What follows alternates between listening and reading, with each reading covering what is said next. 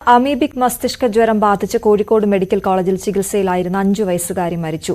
മലപ്പുറം തിരൂരങ്ങാടി മുനിയൂർ സ്വദേശി ഫത്വയാണ് മരിച്ചത്. ഒരാഴ്ചയായി വെന്റിലേറ്ററിൽ ചികിത്സയിലായിരുന്നു.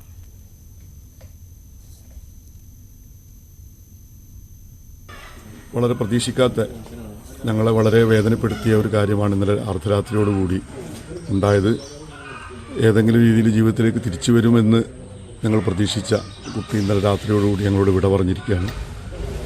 ഞങ്ങളുടെ നാട്ടുകാരെ സംബന്ധിച്ചിടത്തോളം വലിയ വിഷമമുള്ള കാര്യമാണ്. കാരണം ഞങ്ങൾ ഏറ്റവും കൂടുതൽ ആശ്രയിക്കുന്ന ഒരു പുഴയിൽ കുളിച്ചതിൻ്റെ ഭാഗമായിട്ടുണ്ടായ ഒരു അസുഖമാണെന്ന് പറയുമ്പോൾ അത് ഞങ്ങൾക്ക് വലിയ പ്രയാസവും ആശങ്കയൊക്കെ ഉണ്ടാക്കുന്ന ഒരു കാര്യമാണ്. അതോടൊപ്പം തന്നെ ഒരു വലിയൊരു പ്രശ്നം, ഈ കുട്ടി ശരിക്കും ചികിത്സ കിട്ടാതെയാണ് മരണപ്പെട്ടത് എന്നുള്ളതാണ്.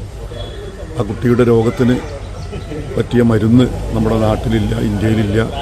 അത് വിദേശ രാജ്യത്തുണ്ട്, അത് എത്തിക്കുമെന്ന് അധികാരികൾ ഉറപ്പ് നൽകിയിരുന്നെങ്കിലും അത് ലഭ്യമായില്ല. കുട്ടിക്ക് രോഗം മൂർച്ഛിക്കുകയും മരണത്തിന് കീഴടങ്ങുകയാണ് ഉണ്ടായത്. ഇനിയെങ്കിലും മറ്റൊരു കുട്ടിക്ക് ഇത്തരത്തിലുള്ളൊരു അവസരം ഉണ്ടാവരുത്. ഈ മരുന്ന് എവിടെയാണോ ഉള്ളത് അവിടെ നിന്ന് കൊണ്ടുവന്ന് നമ്മുടെ ഗവൺമെൻറ് ആശുപത്രികളിൽ സ്റ്റോക്ക് ചെയ്യാനുള്ള സംവിധാനം ഇനിയെങ്കിലും അധികാരികളുടെ ഭാഗത്തുനിന്ന് ഉണ്ടാവണമെന്നാണ് ഈ അവസരത്തിൽ ഞങ്ങൾക്ക് പറയാനുള്ളത്. CV അനുമോദ് വാർത്തയുടെ വിശദാംശങ്ങളുമായി ചേരുന്നു. അനുമോദ്, അദ്ദേഹത്തിന്റെ വാക്കുകൾ ഉണ്ടായിരുന്നു, മെമ്പറുടെ ബൈറ്റാണ് നമ്മൾ കേട്ടത്. അദ്ദേഹം പറയുന്നത് അക്ഷരാർത്ഥത്തിൽ ശരിയാണ്. ഒരു നാടിനെ തന്നെ വലിയ ആശങ്കയിലാക്കുന്ന ഒരു വാർത്തയാണ് അവരെ തേടി കഴിഞ്ഞ ദിവസം എത്തിയത്. ഈ മോൾ തിരിച്ചു വരും അല്ലെങ്കിൽ ജീവിതത്തിലേക്ക് എത്തും എന്നൊക്കെ. ഫത്വയുടെ മരണം അവരൊരിക്കലും പ്രതീക്ഷിച്ചിരുന്നില്ല. ചികിത്സ നടക്കുന്നുണ്ടായിരുന്നു, അപ്പോഴാണ് ഈ മരണ വാർത്ത വന്നിരിക്കുന്നത്. എന്താണ് അവർ പറയുന്നത്? എന്തൊക്കെയാണ് വിശദാംശങ്ങൾ? ശരി, നമുക്കറിയാം, ഒരു നാട് മുഴുവൻ ഈ കുട്ടിയുടെ ഒരു തിരിച്ചുവരവിന് വേണ്ടി ഏറെ പ്രതീക്ഷയോടെ കാത്തിരിക്കുകയായിരുന്നു. കാരണം ലഭ്യമായ എല്ലാ മികച്ച ചികിത്സയും സർക്കാർ ആ കുട്ടിക്ക് നൽകുന്നുണ്ട് എന്നവർക്ക് ഉറപ്പുണ്ടായിരുന്നു, അല്ലെങ്കിൽ അത്തരത്തിലുള്ള പ്രതീക്ഷ അവർക്കുണ്ടായിരുന്നു. പക്ഷേ നമ്മുടെ നാട്ടിൽ ഇതിനുള്ള മരുന്ന് ലഭ്യമല്ല എന്നൊരു ദൗർഭാഗ്യകരമായ സാഹചര്യം, അതാണ് ഇവിടെ ഏറ്റവും വലിയ സങ്കടത്തിന് ഇപ്പോൾ വഴിയൊരുക്കിയിട്ടുള്ളത്. ലഭ്യമായ എല്ലാ മരുന്നുകൾ വെച്ചും നൽകാൻ കഴിയുന്ന എല്ലാ സാഹചര്യങ്ങളും വെച്ചും മികച്ച ചികിത്സ നൽകാൻ ശ്രമിച്ചിട്ടുണ്ട്. പക്ഷേ അതിനപ്പുറത്തായിരുന്നു ആ കുട്ടിയുടെ തിരിച്ചുവരവിലേക്കുള്ള സാധ്യതകൾ എന്നതാണ് വാസ്തവം. ഈ മാസം 1-ാം തീയതിയായിരുന്നു ഈ മോളടക്കം 5 പേർ കടലുണ്ടി പുഴയിൽ ആ കടവിൽ കുളിച്ചത്. അതിനുശേഷം ഒരാഴ്ചയ്ക്ക് ശേഷമാണ് ആ കുട്ടിക്ക് ഇതിൻ്റെ ലക്ഷണങ്ങൾ തുടങ്ങിയത്. തുടർന്ന് 12-ാം തീയതി കോഴിക്കോട് മെഡിക്കൽ കോളേജിൽ കൊണ്ടുപോയി.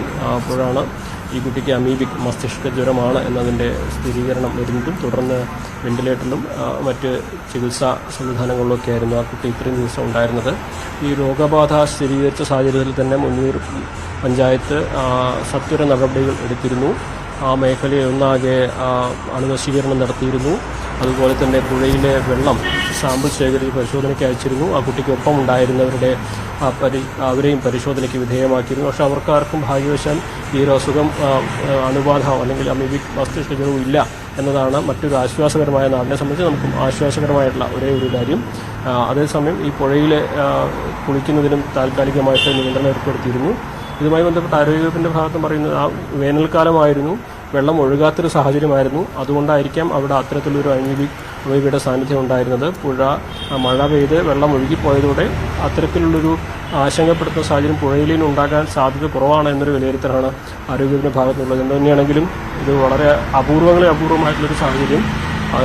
നിലവിലെ സാഹചര്യത്തിൽ നമ്മുടെ നാട്ടിൽ അതിന് മരുന്ന് ലഭ്യമാകുന്നില്ല എന്നുള്ളത് വേദനാജനകമായ ഒരു സാഹചര്യം തന്നെയാണ്. എന്താണെങ്കിലും ഇനി ആർക്കും, മെമ്പർ മുനീർ പറഞ്ഞതുപോലെ ഇനി ആർക്കും ഇങ്ങനത്തെ അവസ്ഥ ഉണ്ടാകാതിരിക്കട്ടെ, അതിനുള്ളൊരു മുൻകരുതൽ സർക്കാരിൻ്റെ ഭാഗത്തു നിന്നും ഉണ്ടാകട്ടെ എന്നാണ് നമുക്ക് മാത്രം ഈ ഒരു ഘട്ടത്തിൽ പറയാൻ കഴിയുകയുള്ളൂ. ആ കുട്ടിയുടെ ഖബറടക്ക ചടങ്ങുകൾ പൂർത്തിയായി. 9 മണിയോടെയായിരുന്നു ഖബറടക്ക ചടങ്ങുകൾ നടന്നത്. മുന്നൂർ കളിയാട്ടമുക്ക് ജുമാ മസ്ജിദ് ഖബർസ്ഥാനിലായിരുന്നു ഫത്വയുടെ ഖബറടക്കം നടന്നത്. ശരി അനുമോദ്, എന്തായാലും ഈ ഫത്വയുടെ ഒപ്പം അന്ന് ആ കടവിൽ കുളിച്ച കുട്ടികളെയൊക്കെ അന്ന് നിരീക്ഷണത്തിലായിരുന്നു. അവരുടെയൊക്കെ ഫലം നെഗറ്റീവായി വന്നു. പക്ഷേ വലിയ ആശങ്ക ഈ ആരോഗ്യ വകുപ്പിന്റെ ഭാഗത്തു നിന്നും ആരോഗ്യ വിദഗ്ധരുടെ ഭാഗത്തു നിന്നും ഇത് അപൂർവമായ സംഭവമാണ്, എല്ലാവർക്കും ഇങ്ങനെ ഉണ്ടാവില്ല, 100-ൽ 1 പറയുമ്പോഴും ആശങ്ക ഇപ്പോഴും നിലനിൽക്കുന്നു. ഈ അമീബിക് മസ്തിഷ്ക ജ്വരം എന്ന രോഗം എന്നുള്ളത് വളരെ പ്രധാനപ്പെട്ടതാണ്. അനുമോദാണ് വിവരങ്ങൾ നൽകിയത്.